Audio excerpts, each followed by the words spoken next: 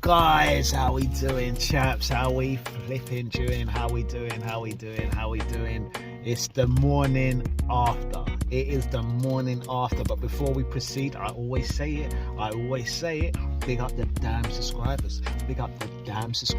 You are the originals. You are the flipping originals, and I will never forget. We're building road to 250. Here we go. Anyway, chaps, let's talk about the game. Let's talk about the game last night. It ended up being a very dominant display. Now, I'm not going to lie to you. In the first 30 minutes, I was getting flashbacks of us at Goodison. I can't lie, I was getting flashbacks. I was seeing that Everton were holding a very good shape, 5 across the middle. They looked very solid, hard to break down, hard to beat the lines. And I saw them getting into positions where they were getting good chances. We had like Gabriel having to make some big tackles, and they were getting in. And I think at one point they had 2 shots and we didn't have any shots. Like in the first half an hour, so we were up against it in the first half. They posed some questions and problems that we had to find solutions to. And I think it was just one of those games where we just had to be patient. We had to be patient. I was looking on the pitch. I was watching players like our star players like Saka, and I was thinking, Saka, he's having a quiet game. But guys, this is where we see the development. Yeah, we see the development in players. You don't always have to be 100 miles per hour taking on 10, 15 players, whatever, 10 players or whatever. You need to be ruthless, though. You need to be ruthless. You need to be decisive in decisive situations. And Saka, yeah, didn't have much to do, but what he did, he made it count. But there was a key man before all of this. There was a key, because when you're seeing a team playing that low block and you're seeing them playing a really structured 5, and they was trying to suffocate us when we get down to the wings, we need a player like just to be slightly different. And you have to be patient. They were getting success from like Jorginho. Like once I think I saw Jorginho like get caught on the ball, smashed her on him, and they're off onto a counter. But I think on their side they did miss Calvert-Lewin. If they're Calvert-Lewin, it would have been a bit more of a problem when they were going long. But whatever, man, we still had they still posed some good questions, and like I said, we solved it. And there was a key man for it. For me, it was sensational. I don't care what anyone says. And I mean, just before Saka scores, you see Dice saying, "Concentrate." But there was a player that, for me, I didn't realise how good he was until he's actually at our club, and that's Zinchenko. He offers something completely different. Like, he's a left back, but then he found himself in the central midfield of the park. Man, and before then he was just offering something different. Like where they were holding their shape, he wasn't happy to just play a safe pass. He said, right, I'm going to take it, I'm going to dribble in, I'm going to take you on. And once you take on 1 or 2 players, you break their organisation down. Their organisation's gone. Like someone else has to come and leave their job to cover. Well, he's breached the lines. And when he starts doing that, there's different questions gets asked, and they start getting moved about. And it was like, when watching us, we continued where we left off against Leicester. It was like a hypnotisation of movement, and we're all over the place. Who do you mark? For a defender, it must be a nightmare. It's just like hypnotised. I saw Martinelli get out the side on the right. I saw Trossard far on the left. I saw Saka tucks in, and the defender doesn't know who to take because there's so much things happening. He's like, and it's all happening in a split seconds. Martinelli comes across, gives it to Zinchenko, and continues his run, which makes the left back look out to Martinelli, and then all of a sudden Saka's in between the left back and the centre back. Zinchenko pops it into him, punches it into him, and then Saka takes the perfect touch because he takes it on his back foot on the right, and he allows it to go across his body. The left back's out of the game. You can't touch me. If you touch me, it's a penalty. You can't do nothing. Great touch. He took it on his back foot, opens his body up, and then smashes it. Only real thing he had to do in the first half, and he made it flipping counts. Flipping star king, not star boy, star king. Yeah, but everyone played a role. Everyone's position and movement. It's just, it's a joy to watch, chaps. It's an absolute joy to watch. And then he smashes it in. Then we had then to make matters worse for them is Martinelli's goal. Saka is, dilly-dallying on the ball. Saka, bang, onto it. Went to VAR. No problems with the referee yesterday. No problems. Like, that is much better. That's what, just fair. We don't care about that.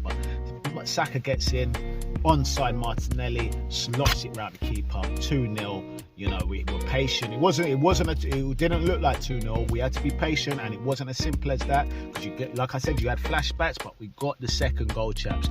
We got the second goal, 2-0, and you start feeling a little bit more comfortable with it. So in my opinion, like Saka and Martinelli, like if you look at it, I think there's stats going around. We've got 3 of the top scoring under 21 players in Europe. Yeah, Saka's the 6th youngest player to get to 50 goals and assists in the Prem. That's no mean feat, chaps. That's no mean feat. I mean, some people were just really disrespecting his name. They were really disrespecting his name, and I was trying to tell them, but they didn't listen. So I always say it: if you don't want to listen, you catch us up the road. Yeah, catch me up the road when you finally work out what's going on. And big up Martinelli. 4th goals in 3 games. He's back on it, chaps. He's back on it. I wasn't impressed when against Brighton, but now he is back to the levels. He is back on it, and it might be that Trossard's up front and he's doing a little bit more movement and making a little bit more space, and there's a little bit more fluidity. But Martinelli is back, chaps. Back. He's absolute back. Anyway, so 2-0 happens now, and Jorginho, afterwards we find out, is not feeling too well. Fine, okay, cool, man, take the bench. I mean, I don't think he was having a terrible game, but he has to go onto the bench. And then Partey comes on, and man, Partey, this is why it's good to have a squad. Because when you know someone's in your place and you see the team firing, you think, right, no, this is my spot, innit? Like, I have to perform. You can't get laid back. You need competition for places. Partey comes back on, and to be fair to Partey, he's been doing this all the time anyway. Comes on and he just comes back in like rolls, flipping Royce, conductor. I don't know what. There's a cell. What's that thing in a cell which conducts everything and tells everyone? Whatever, man. Like he was just conducting everything, and he comes in, he pops it out, he sees everything, he takes touches, he's athletic, he's strong. And man, this is what looks good. We had Partey missing, and now he's back to lift the levels. Yeah, lift the levels. And mate, it's looking good. It is looking flipping good, chaps. Like I don't care whatever happens. It's still, look, I see some people getting gassed about the title race. There's still a long way to go. You can't get ahead of yourself. It's got to be game by game. You've got to take. You don't look further past Bournemouth. Then you've got Sporting away. Cool. Then you think of Fulham at home, or whatever it's. I think it's away actually. And then you just take it like that. But yeah, man, bang. Partey looked hungry, and it was big. It was flipping big. And then I want to big up this guy, Trossard. I still used to see Trossard nick a few goals for Brighton for the Premier League. He looks like a good player. But when like I said, when these guys come to your team, I didn't realise he's quick. He is quick. And Trossard, another assist. He's doing his damn thing, Trossard. He's a good player. And I like him. And he got an assist for Odegaard. Odegaard gives it a little dance to his little. He didn't go too much. Anyway, he scores a goal, and you want to see that. And this is what I was talking about last year. We need to see numbers. We can't just rely on one striker. We need numbers across, and that's what happened yesterday, man. Everyone assist and a goal from all of the top 3. So an assist or a goal, sorry, from everyone from the top 3. So absolutely devastating. And Trossard, big up your damn self. You are doing your damn thing, yeah. Let's move on to Nketiah. Nketiah comes in, gets an assist, a little bit lively, good. Happy to see him come back, and he's got to work his way in. Hopefully he might get a chance against Sporting. Smith Rowe returns. We saw him playing against Chelsea at Kings Meadow in Kingston upon Thames. Did quite well. I watched his highlights, and he looked sharp, and it's good to see him come back, and he got a big cheer from the crowd. The crowd was happy to see him back. So overall, massive. Good to see Smith Rowe come back. Tierney looks like he's learning what to do in that. It was a good cameo from Tierney. drops into that, Zinchenko role, and he tucked right in. If you noticed it, he tucked right in. He sprayed, pinged the flipping 40, 50 yard ball. Don't move, don't flipping move, son. Pinned it right to his foot, and I was very impressed with Tierney yesterday. He's looking, the squad looks good, chaps. There's things going on all over the park. Yeah, I want to run through the players one by one, just quickly say what I think of each one. Yeah, Ramsdale, I thought he didn't have much to do in the game, but what he did he was very good. He was very good. And if I was to give him a rating I'll give him 7 out of 10 because he was concentrated. He made crucial saves and he kept a clean sheet. Ben White, solid. He was solid. Just keep it to the basics. It's Ben White. I'm gonna give him a 7 out of 10. Solid, no mistakes. Bang, solid, just solid down that side. Saliba did well.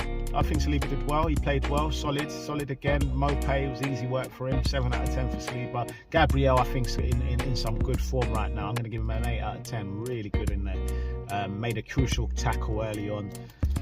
And then, was available when we was attacking. He plays a massive role. He's quite good technically. He's better than people think. Zinchenko, I'm going to give him a 9 out of 10. I thought he's just superb. He was the game changer, the person that made the difference. Unpredictable, caused them problems when Everton was comfortable and kept it tight. He was the one that stepped up and made them, lose it. For me, Zinchenko was my man of the match. Despite him not scoring, I just think he was the big player in that game. Jorginho, I'm going to give a 7 out of 10. I thought he wasn't bad. He got caught on the ball once, but he's unwell, but he still played well. He wasn't playing well. He was conducting it still, popping it, trying to move it forward. I liked what Zinchenko did. Xhaka, I thought was good. I'm going to give him a 7.5 out of 10. I thought he was really good. Back to his simple best. Odegaard, very good. 8 out of 10. Performed, scored a goal. Little scintillating skills in there. Yeah, Odegaard. One thing from Odegaard though, then he has got a mistake in him which can kill us once we go to the higher level like Champions League. Certain positions you can't allow yourself to get caught in traps, and players just they nick it off you and then they spring onto the break. So you just got to be careful with that, Odegaard. Saka, 9 out of 10. I thought his goal and assists, not his best game overall, but effective and decisive. And the Martinelli, exactly the same. 9 out of 10. 2 goals, good performance. Solid, confidence is back. You can see his movement, his touches, but he's decisive. And like I said against Leicester, lethal finisher, mate. Lethal finisher, mate. And then we had Trossard, 8 out of 10. I thought he was very good. Dropping into gaps, interchanging with Martinelli, moving the defence around, causing all sorts of questions, and that's what you want. Then I'm going to go to Partey, 8 out of 10. Just came in and bossed it, absolutely bossed it. Vieira, 7 out of 10. I thought he was very good when he came on. Got a good relationship with Martinelli, and that's it. When Partey comes back, he's got a good relationship with Xhaka, because Xhaka, I think, has been compensating recently, so I think he'll spring back forward with Partey in the team. But it's good to have them options. And then Nketiah, 7 out of 10, got an assist. Then Tierney, I'm going to give a 7 out of 10. I thought he was good when he came on. Smith Rowe, I'll give a 6 out of 10. Be good to see him back. And that's it, chaps. We move on to Bournemouth at home on Saturday. We must focus and get the 3 points. We have to think only about Bournemouth. And we go again, chaps. Anyway, I am out. Like, comment, and subscribe. Big up your damn self and have a good day, chaps. Let's go.